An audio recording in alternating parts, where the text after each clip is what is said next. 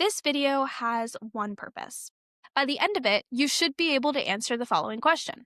Is my personal operating system Bitcoin native yet? Not in theory, not on Twitter, but in practice. I say January of 2026 shouldn't be about becoming a new person. Out with the new year, new me stuff. We're not doing that this year. This year is all about installing better defaults. So this isn't going to be a tutorial. This isn't going to be like a motivational talk or anything. And it's definitely not financial advice. None of my videos are financial advice. This is going to be a systems checklist using Bitcoin as the reference architecture. If Bitcoin is hard to understand, it's usually or is probably because you're trying to learn it as content instead of as a system lesson. So today, we're going to fix that.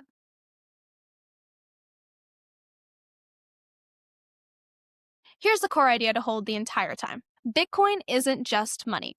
It's a blueprint for how systems should work when trust is removed. So the orange peel Bitcoin blueprint for January that I've created is going to ask one question over and over and over again.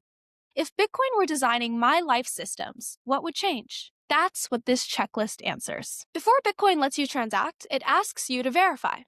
Before January lets you change anything, it asks you to audit. It asks you to check your system. Bitcoin's first lesson is very simple. If you don't control the private keys, you don't control the money, otherwise known as don't trust, verify. So let's apply that to your life. Ask yourself this. When I work, where does the value land? Can it be frozen? Can it be delayed? Can it be reversed? Here's an example if you're a student. You probably work a campus job and you get a paycheck. Then you deposit that paycheck into a bank, you wait, and you get hit with fees and eventually inflation. In this case, you do the work, but settlement belongs to somebody else, the bank in this example. So go grab a notebook, grab a piece of paper, and write this down. My current system is custodial by default. Bitcoin would never accept this, and neither should you. Bitcoin also teaches us another lesson. Fast verification beats blind trust. Blocks settle every 10 minutes. Finality is literally legible. Now, let's compare that to your life, though. You study for months, and your grades come weeks later. You probably post on social media for years, and you maybe get monetized. Or you work all summer in a summer job, but your savings lose value very quietly and over longer periods of time. Delayed feedback trains passivity. This is a problem with the fiat system. So write this down. My system separates effort from feedback. Bitcoin collapses this separation. Your OS should too. Now, let's take a look at some of the resolutions that you've probably set for yourself in the past. Your January goals have probably sounded like save more money, be more disciplined, lose some weight, work harder. Bitcoin would reject all of these as invalid transactions because they don't specify verification, settlement, or ownership. So write this down and underline it.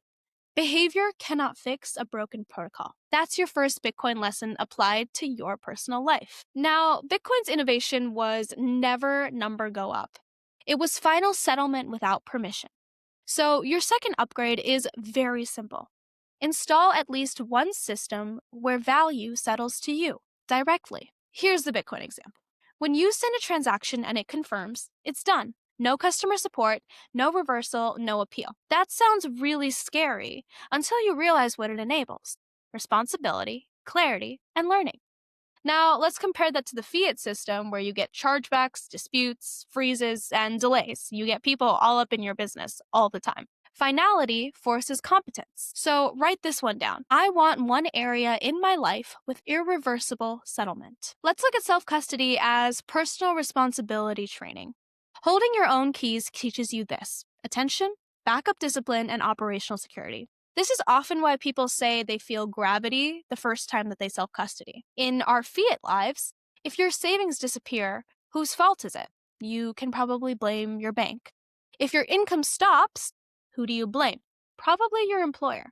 But Bitcoin removes excuses entirely. Let's scratch that for a second. Let's take it back. Let's say your New Year's resolution is to lose some weight, but in December you step on the scale and you're 20 pounds heavier than you were in January. Whose fault is it then? Who do you blame? You can't make excuses. And this is what Bitcoin teaches you. Bitcoin removes excuses altogether. So write this down. I am responsible for at least one ledger in my life. Not everything, just one. January is not about income scale at all. It's about loop closure. Bitcoin teaches us that a closed loop teaches more than a large promise. For example, let's say I summarize lectures for somebody. They pay me in sats, and I hold the keys to the wallet that those sats go in. That's it. Closed loop. So write this down. This month, I will close one value payment custody loop. Now, let's move on. Bitcoin didn't optimize for speed first. It optimized for correctness. AI completely flips this, and if you're familiar with this channel, you know that I'm always going to find a way to talk about AI. So, AI completely flips this. I mean, speed with AI is cheap. Correctness is what's scarce.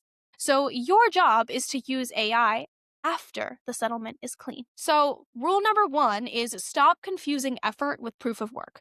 Bitcoin proof of work is not working hard. It's expanding effort that can't be faked and is verifiable. Posting endlessly on TikTok or Instagram or X is not proof of work. Building something useful is.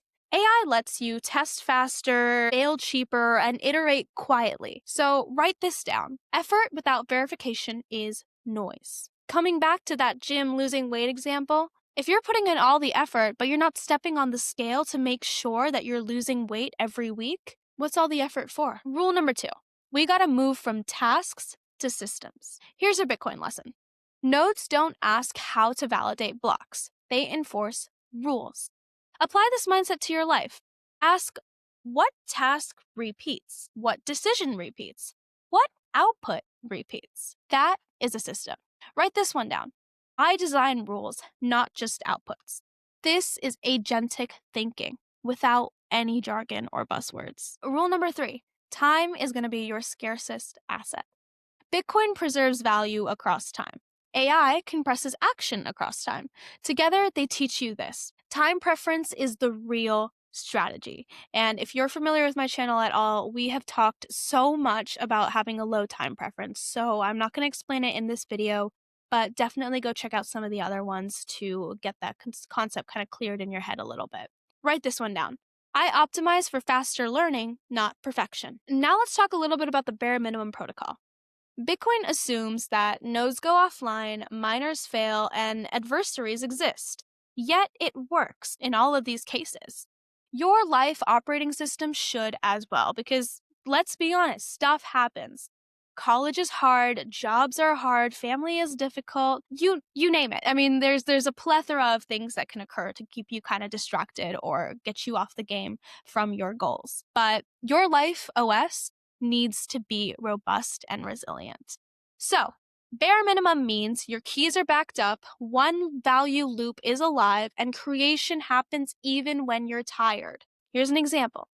Even during finals week, you shouldn't sell your sats, you don't break your self-custody, and you still work on deploying your sasses that you're working on. Write this one down. My system survives bad days. I feel like this is just very basic advice that almost any New Year, New Me YouTube video will tell you, but it's true. You need to be resilient. Your work needs to be robust. Now, all of that aside, to understand Bitcoin, you don't need to know how to code it, but you need to understand what UTXOs are, why supply is capped, and why settlement matters. Similarly, in life, you need to know where trust enters, you need to know what you can break, and you need to know what you can control. So write this one down. I don't outsource understanding. Now, Bitcoin doesn't ask if you feel like validating. It enforces rules. So does your operating system. So here's your rule for that. If I consume 2 hours, I must build 1. This could look something like, if I spend 2 hours bed rotting and scrolling on social media, I must spend 1 in the gym or outside, away from my phone. I'm not asking you to publish things, to monetize, or do anything like that. I am just asking you to build. So, write this down. Creation is my consensus rule. Here's your final check. Bitcoin doesn't just trust blindly or trust once. It verifies forever. So once a month, audit custody, flows, incentives, assumptions, and ask yourself, what am I trusting that I haven't verified? That is what real sovereignty looks like. So, January is not for transformation. It's not for an overnight, new year, new me kind of fix. It's simply for installation. If by February your value settles cleaner, your feedback loops are tighter, and your system resembles Bitcoin more than fiat, you've succeeded.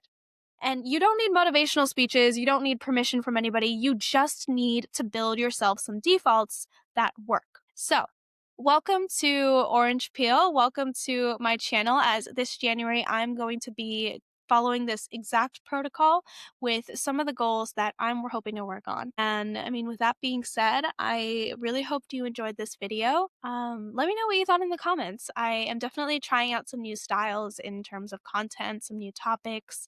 And this is my vision for 2026. I want to focus on building and entrepreneurship and succeeding in the creator economy. So, with that being said, I mean, like, subscribe, share it with a friend. Let me know what you think in the comments, good and bad. I promise I like hearing the good and the bad stuff. Building a feedback loop, as my framework would have put it. But yeah, as always, stay curious, stay skeptical, and stay orange pilled. I'm your host, Nikki, and I will see you in the next one.